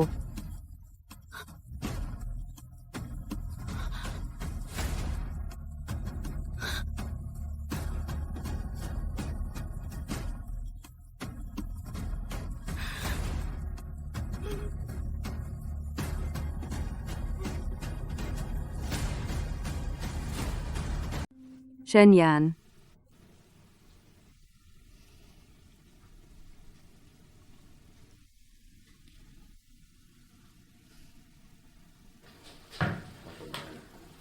Shen Yan, hindi ka na pwedeng magpatuloy ng ganito.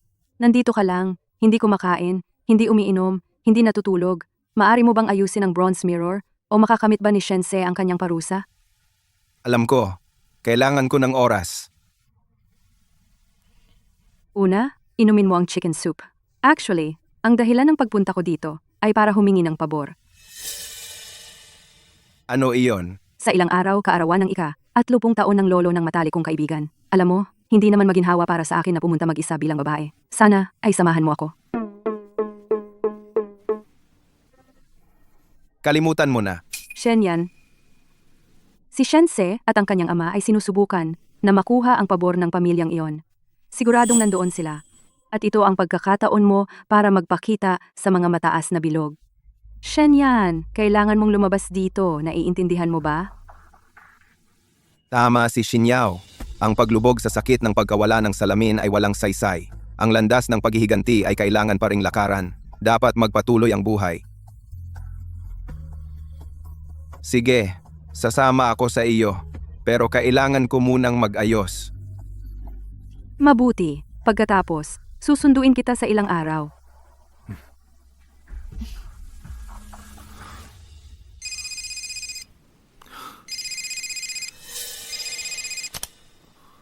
Hello? Sino i?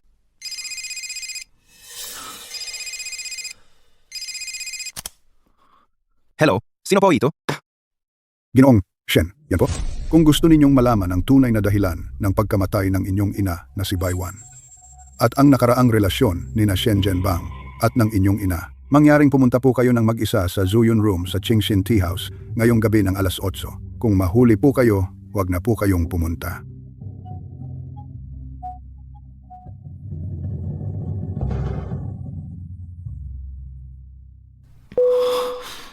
Bitag o punto ng pagbabago. Ang tunay na dahilan ng pagkamatay ni inay, totoo man o hindi, kailangan kong pumunta.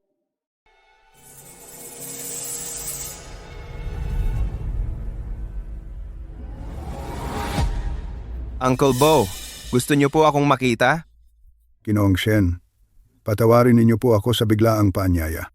Binanggit po ng tawag ang aking ina. Umupo po kayo. Dito po. Umupo at mag-usap po tayo.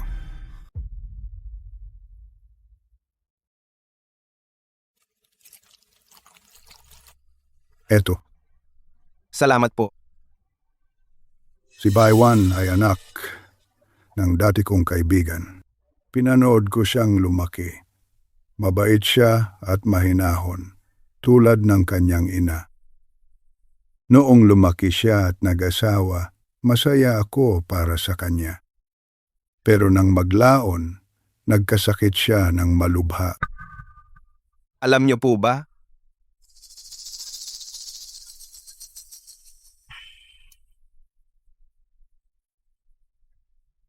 Hindi siya mahina, bahagyang sipon lang yun. Magpapahinga siya, gagaling. Matapos simulan ni Shen Zhenbang, ang iyong ama, na personal na magluto ng gamot at ayusin ang dieta niya. Unti-unting lumala ang kanyang kalusugan. Dinalaw ko siya ng ilang beses. Sinabi niya sa akin na madalas siyang pagod at may palpitations.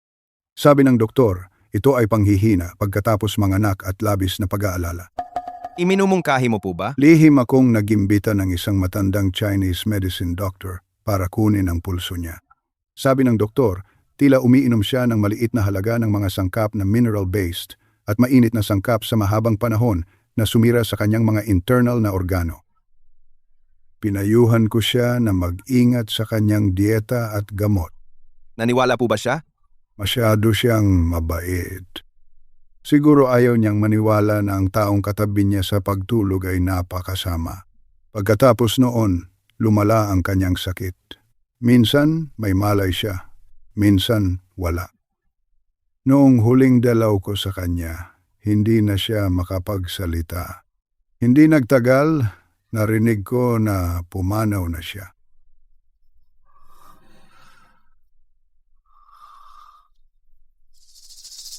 Bakit ngayon mo po lang sinasabi sa akin ito? Dalawang dahilan. Una, bata pa kayo noon.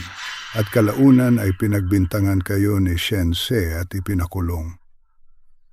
Natakot ako na baka mapahamak kayo ulit. Pangalawa, wala akong matibay na ebidensya. Si Shen Zhenbang ay isang napakaingat na tao. Ang mga sangkot noong panahon ay malamang na pinatahimik o tumakas ng malayo. Kung walang ebidensya, hindi ko siya magalaw. At saka, natakot ako na baka mapukaw ko siya. Ngayon, okay na po ba? Oo, ngayon pwede ka na. Lumabas ka na sa bilangguan. At may ginawa kang alam ng buong pamilya Jiang mula sa mataas hanggang sa mababa. Iniligtas mo ang buhay ni Madam. Iba na ang mga bagay ngayon. Anong ibig sabihin mo? Ang pamilya Jiang ay may utang sa iyo ng isang buhay at higit pa, isang malaking utang na loob. Hindi mo na kailangang hanapin ang ebidensyang naging abo na. Dapat mong ipaalam sa lahat ang mga karumal-dumal na krimen ni Shen Zhenbang, pagkalason sa kanyang asawa para sa yaman, at pakanalaban sa sariling anak. Maniniwala sa iyo at susuportahan ka ng pamilya Jiang. Mabuti. Tito Bo, salamat sa pagsasabi nito sa akin. Huwag mo nang banggitin. Ilang nakaraang pangyayari lang ang sinabi ko. Ang utang na dugo ng ina ko, sarili kong kawalan ng katarungan. Anong ginagawa mo? Baliw ka ba? Hindi ko inaasahan na ganito kang tao. Anong klaseng araw ito? Sinisira mo ba ang pamilya Shen at ang korporasyon? Hayop ka. Pinahiya mo ako ng lubos. Shenyan, hindi ko akalain na magiging ganito ka. Siguro oras na talaga para sa huling pagtutuos.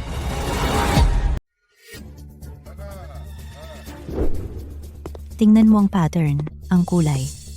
Oo, Maganda rin ang hugis. King Yuan, hindi, imposible. Basag ang salamin. Pero kamukha talaga niya ito.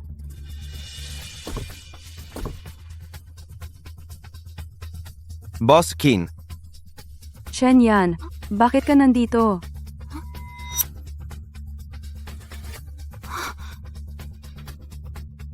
Paano ito nangyari?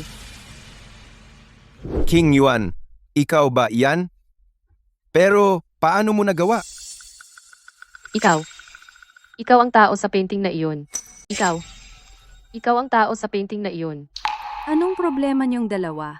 Shen Yan, ito ang best friend ko na sinabi ko sa'yo, si Su Yingluo. Yingluo, ito si Shen Yan. Magkakilala ba kayong dalawa? Miss Su. Miss Su, sinabi mo na ang tao sa painting ay... Mr. Shen, pasensya na. Naging bastos ako. Kasi kamukha mo talaga ang tao sa painting na nasa ancestral hall namin. Ang painting na iyon ay ginawa ng aming mga ninuno para gunitain ang isang dakilang benefactor at itinuturing na tagapag-ingat ng aming pamilyang Su. Simula bata pa ako, nakikita ko na ito, napakalalim ng impresyon. Kaya nung makita-kita kanina, naisip ko na parang nabuhay ang painting na iyon. Siya nga talaga. Nag-iwan siya ng painting at pinatago ito sa mga susunod na henerasyon. Kaya si Miss Su ay malamang na kanyang inapo. Kaya naman, sobrang magkamukha sila. Tagapag-ingat ng bahay? Painting? At kamukha ko talaga. Miss Su, pwede mo bang ikwento ang tungkol sa iyong ninuno at sa painting na iyon? Oo naman. Maupo po kayo, Mr. Shen.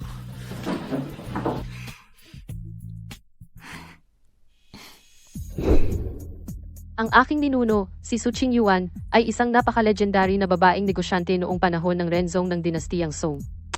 Mahirap ang kanyang maagang buhay, pero napakaikli ng family records. Sabi lang nila na bumagsak ang pamilya niya, at siya ay naiwang mag-isa, at walang matakbuhan. Pero sa bandang huli, dahil sa ilang, hindi malamang kapalaran, mag-isa siyang nagtayo ng isang malaking negosyo sa Bianjing. Ano ba talaga ang ginawa niya? Siya ay pinakakilala sa pagtatag ng Mirror Lake Merchant House, na gumawa ng Jade Face Scented Soap at Condensed Scent Dew gamit ang isang natatanging lihim na formula, at saka, ang Snow Skin Powder. Napakasikat nito sa Bianjing. Sabi sa family records na may mata siya sa kalidad, at magaling sa pamamahala, at mapagbigay. Tinawag siya ng mga tao na Mirror Lake Recluse. Sa mga huling taon, nagbigay siya ng malaking bahagi ng yaman niya, para magtatag ng charity schools at libreng klinika. Napakalaki ng kanyang reputasyon noong panahong iyon. Xing Yuan, ginawa niya talaga. Naging alamat siya. At yung painting ng tagapagtanggol ng bahay, siya mismo ang nagpinta. Sa tabi ng painting ay may inscription na nagsasabing para itong alaala kay Mr. Shen na parang pangalawang pagkakataon para sa kanya. Dahil sa tulong niya, nakaligtas siya sa kabila ng lahat ng pagsubok at naitayo ang kanyang negosyo. Pininta niya ang painting na ito para laging alalahanin ng kanyang mga inapo ang lalaking iyon. Ang lalaki sa painting ay may apelidong Shen at ang pangalan mo ay Shen Yan. Mukha kayong magkamukha. Talaga bang nagkataon lang? Siguro hindi naman puro nagkataon. Ang mundo ay napaka-misteryoso. May mga bagay na mahirap ipaliwanag gamit ang common sense. May malakas akong interes sa kasaysayan ng Northern Song, lalo na sa ekonomiya at komersiyo. Nakarinig ako ng kaunti tungkol sa mga nagawa ni Miss Su Qingyuan. Hindi ko lang akalain na may 2 tao na magkamukha sa mundong ito. Higit na nakakagulat, ikaw ay kanyang inapo. Miss Su, salamat sa pagsasabi sa akin ito. Parang kakaiba. Para bang may naayos na ako sa aking loob. Kakaiba rin para sa akin. Madalas sabihin ni Lolo na ang biyaya ng ating mga ninuno ay nakikinabang sa mga susunod na henerasyon. Siguro ito ay isang espesyal na uri ng tadhana. Tadhana. Talagang tadhana. Shen Yan, parang kailangan mo nang pumunta sa birthday banquet. Ito ay koneksyon ng mga ninuno. Miss Su, maglalakas loob akong dumalo sa birthday banquet ng iyong pinagpipitaga ng lolo. Mr. Shen, sobrang bait ninyo po. Kaibigan kayo ni Xinyao, kaya natural na panauhin ko rin po kayo. Dahil narito ang tagapagtanggol ng bahay, baka matuwa si Lolo. Young Master Shen, ang dating apprentice sa tindahan ng gamot ay nasa kalapit na lungsod ngayon. Handa siyang tumestigo. Naalala niya na madalas binabago ni Shen Zhenbang ang mga talaan ng pagkuha ng reseta at pinalitan ang ilang mahahalagang sangkap. Maasahan ba siya? Pwede ba siyang lumaban sa atin? Si Mr. Jiang ay nagpadala ng mga tao para personal siyang kontakin gamit ang awa at kapangyarihan. At saka, ang pamilya ng apprentice na ito ay minsang inapi ni Shen Zhenbang, nawalan ng tahanan. May galit siya. Ganun pala. Young Master Shen, kailangan mong mag-isip ng mabuti. Kung manalo ka, malilinis ang pangalan mo. Kung may mali, Hindi pwedeng magkamali. Dapat walang anumang kamalian. Uncle Bo, salamat. At salamat kay Mr. Jiang. Maalala ko ang kabutihang ito. wala iyon. Inutusan ako ni Mr. Jiang na magpasa ng mensahe. Susuportahan ka ng pamilyang Jiang.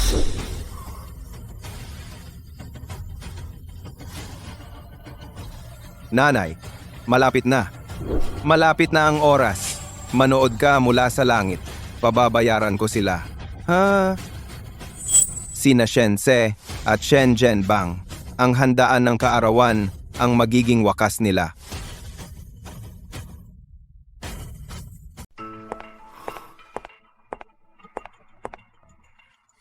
Tingnan nyo, hindi ba yan ang pangalawang binata ng pamilyang Shen? Kakalabas lang ng bilangguan? May lakas ng loob siyang pumunta sa birthday banquet ni Old Master Su?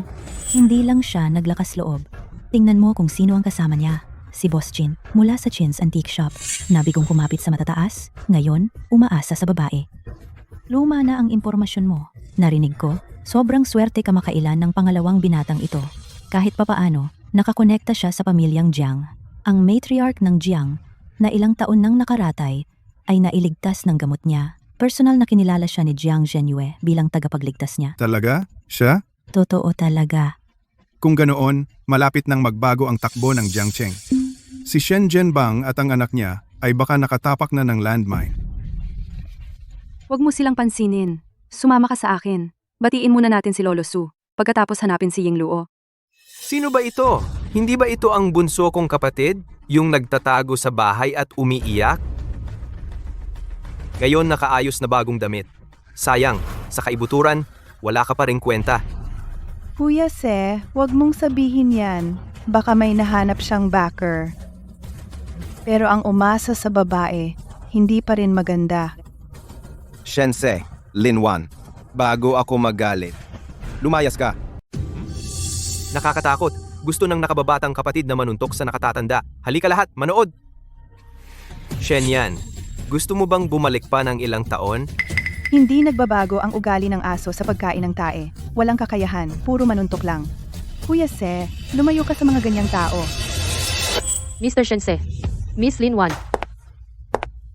Ito ang birthday banquet ng pamilya Su para sa lolo namin. Hindi ito entablado para ipakita ninyo ang inyong kababawan at manggulo. Si Mr. Shen Yan ay aking bisita. Ang inyong walang basehang paninirang puri at masasakit na salita ay walang galang sa pamilya Su. Miss Su, nagbibiro lang kami. Biro? G. Shense, ang iyong pagparatang sa nakababatang kapatid mo at pag-agaw ng kanyang ari-arian. G.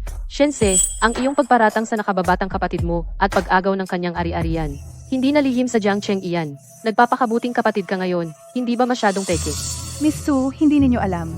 Si Shen Yan ay nasa bilangguan.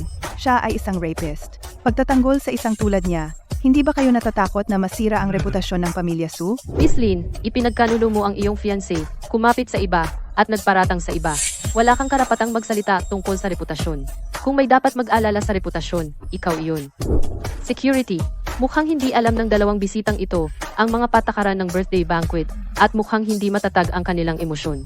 Paki-escort sila sa side hall para huminahon. Kung hindi sila tumahimik, paki-request na umalis na sila ng maaga.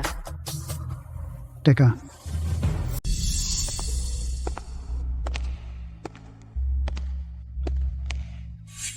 Miss Su, mga ginang at ginoo, nakakahiya ang mga kabataan, hindi marunong umasta, ginugulo ang birthday banquet ni Mr. Su.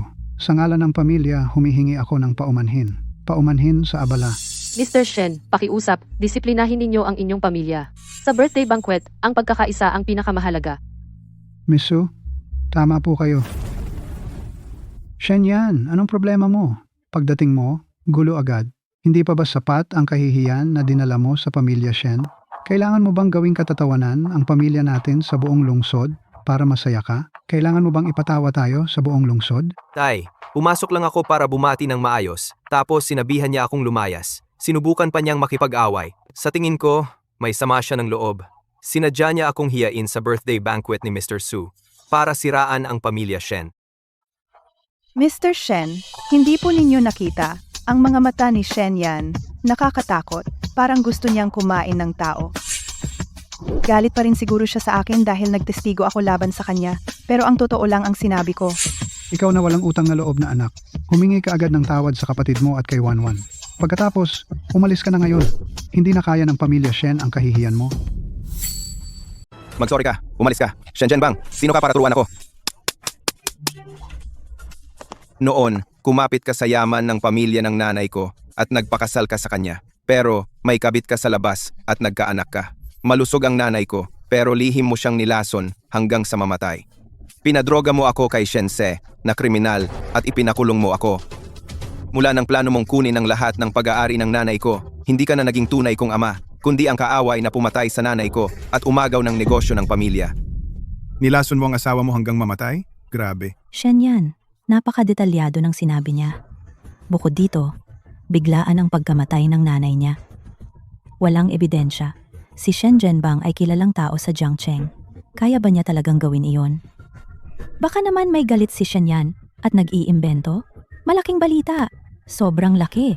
Malalim ang gulo ng pamilya Shen.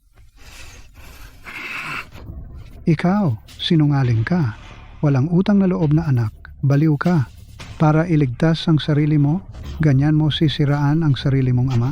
Sobrang rebelde at baliw ka. Walang utang na loob ka.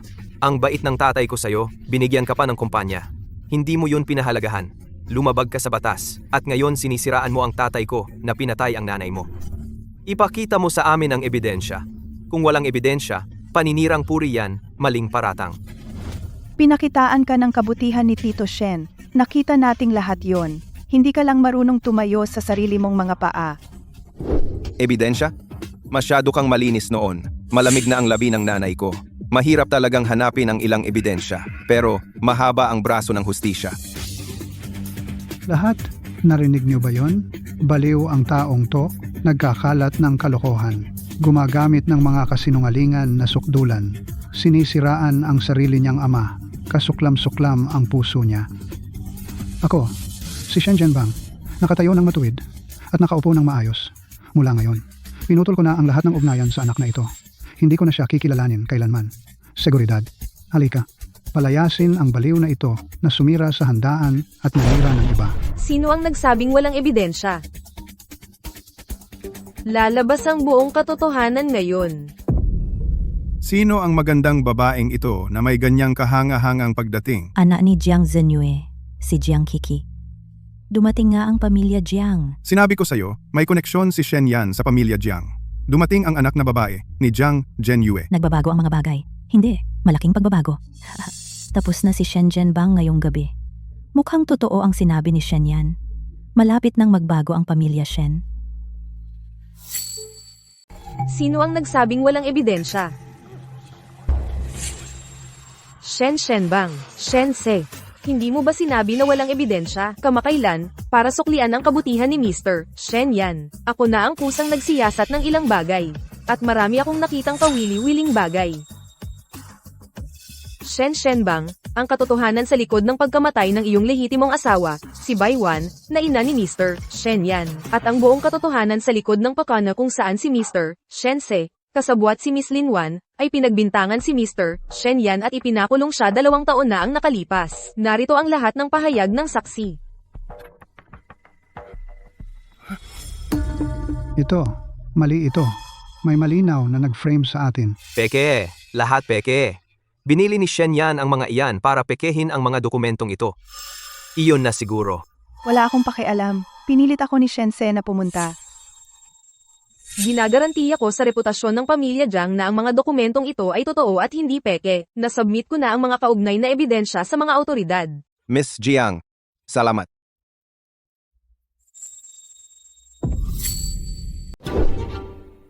Ginagarantiya ko, sa pangalan ng pamilyang Jiang, na ang mga dokumentong ito ay totoo at hindi peke. Naipasa ko na ang mga ebidensya sa mga autoridad.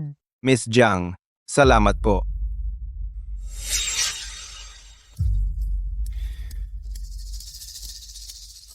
Shen Zhenbang, Shen Che, Ginoong Shen. Ang mga ebidensyang nakalap ay nagpapahiwatig na ikaw ay pinaghihinalaan ng maraming malubhang krimen. Pakisama po sa amin para sa investigasyon. Anak na walang utang na loob. Anak na walang utang na loob. Anong kahihiyan sa pamilya? Sa tingin mo nanalo ka? Hindi ka nanalo. Naubos ko na ang Shen Corporation. Ang makukuha mo ay isang walang laman na kumpanya. Wala kang nakuha.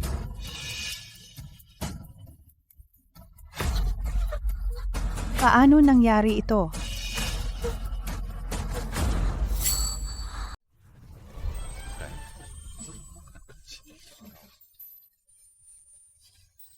Salamat. Pasensya na at nadamay kita.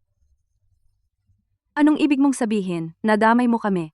Kung hindi dahil sa'yo, nilamon na sana ni Shense ang munting tindahan ko, pati buto. Ngayon, lumabas ang katotohanan, naparusahan ng masama, masayang wakas para sa lahat. Ito ang unang beses kong makakita ng ganitong direktang ganti. Medyo nakakatakot pero masaya ako para sa'yo. Shen Yan, hindi mo na kailangang pasanin ang hindi makatarungang paghihirap at maling paratang na iyon. Natakot ka ba? Pasensya na at nagdulot ako ng eksena sa handaan ni Lolo Su. Maaaring mawalan ng mukha si Lolo, pero alam niya kung ano ang tama. Salamat sa inyong dalawa.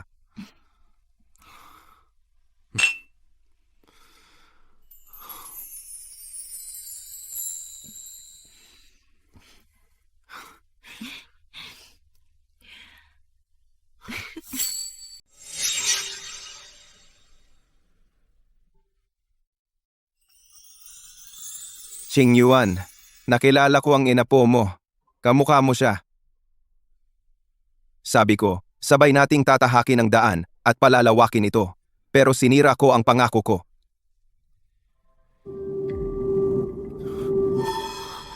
Ito ay...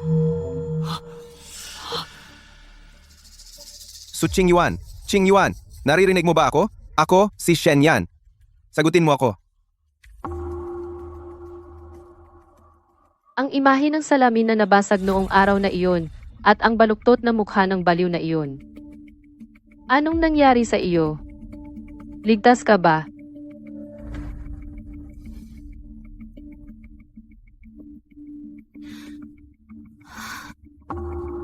King Yuan? King Yuan.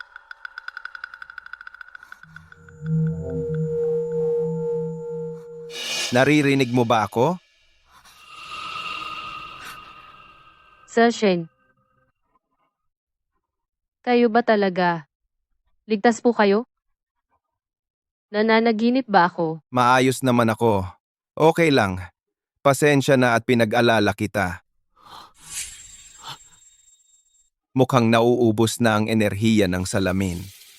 Sa tingin ko, hindi na ito magtatagal. Okay lang. Hindi natatakot si Qing Yuan. Makita lang kayo, Sir Shen, marinig ang boses ninyo. Si Qing Yuan ay pwedeng mamatay ng walang pagsisisi. Qing Yuan, kaunti na lang ang oras. Makinig ka sa akin. Nakilala ko ang inapo mo. Ang galing mo. Ikaw ay isang maalamat na negosyante, mayaman at mapagbigay sa mga tao. Nagtagumpay ka. Mas mahusay pa ang ginawa mo kaysa sa inaakala ko. Hindi. Kung hindi dahil sa inyong paggabay na nagligtas sa akin, Sir Shen, si Qing Yuan ay isa lamang nawawalang kaluluwa. Qing Yuan, tandaan mo, hindi ito ang wakas. Ang iyong buhay, ang iyong alamat, ay nagsisimula pa lamang. Magkakaroon ka ng masayang pamilya, mga anak at apo. Ang iyong pangalan at ang Mirror Lake Merchant House ay maaalala sa loob ng 1,000 taon. Sir Shen, sabihin niyo sa akin. Paano ko kayo mahahanap? Saan ako pupunta para makita kayo muli? Sir Shen. Parang nauubos na talaga ang oras natin. Mabuhay tayong dalawa ng maayos sa kanya-kanya nating mundo. Ang pagpasa ng lakas na ibinigay natin sa isa't isa, iyon ang pinakamagandang uri ng muling pagkikita.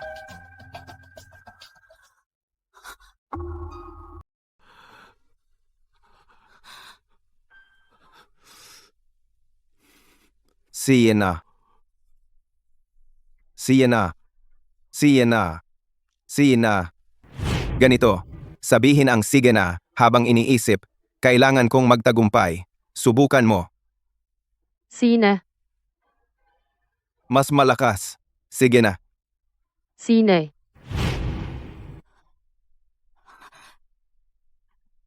Sine. Mr. Shen, gagawin kong maayos.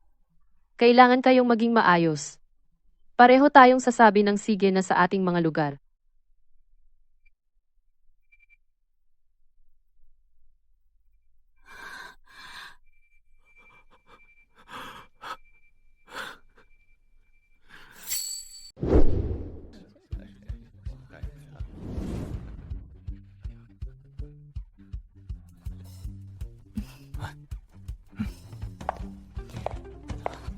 Boss Chin, ang galing talaga ng exhibit na ito. Solid ang historical research at napaka-innovative ng format ng exhibit. Talagang kahanga-hanga ang kwento ni Su Qing Yuan, isang pambihirang babae. Sobra naman po kayo. Karangalan ko na makatulong na makilala ng marami ang isang kahanga-hangang babaeng natabunan ng alikabok ng kasaysayan. Lalo na ang kanyang talino sa negosyo. At malayang espiritu, hanggang ngayon, walang kupas ang mga ito. Narinig ko, marami sa mga core historical materials at artifacts sa eksibisyong ito ay suportado ng Shen Corporation at ng pamilya Su, lalo na si Mr. Shen Yan. Mukhang sobrang interesado at maraming alam siya sa ninunong ito mula sa Northern Song. Oo, si Mr. Shen Yan ay hindi lang ang pangunahing sponsor ng eksibisyong ito. Nagbigay rin siya ng mga natatanging pananaw at mahalagang suporta para sa pagbuo ng kaalaman tungkol kay Miss Su Qing Yuan. Kung wala ang kanyang suporta at tulong, hindi magiging ganito kasikat at kabuhay ang aming exhibit. Ate Zinyaw, alam ko pong nandito kayo. Ang ganda ng exhibit na ito, hindi tumigil si tatay sa pagpuri nito. Sabi niya, isa na namang magandang nagawa si Kuya Shen Yan. Kiki, nasaan ang tatay mo at si Shen Yan? Nakikipagkwentuhan pa si tatay sa mga tito. Nakita ko si Kuya Shen Yan sa lounge kanina. Kausap pa niya ang creation team tungkol sa ilang detalye. Paulit-ulit niyang pinag-aaralan. Sobrang sipag. Guwapo pa rin si Kuya Shen Yan kapag seryoso. Pamayat lang ng kaunti. Ate Zinyaw, pakisabi po sa kanya na huwag magpuyat. Sabihin mong huwag siyang magtrabaho ng sobra-sobra.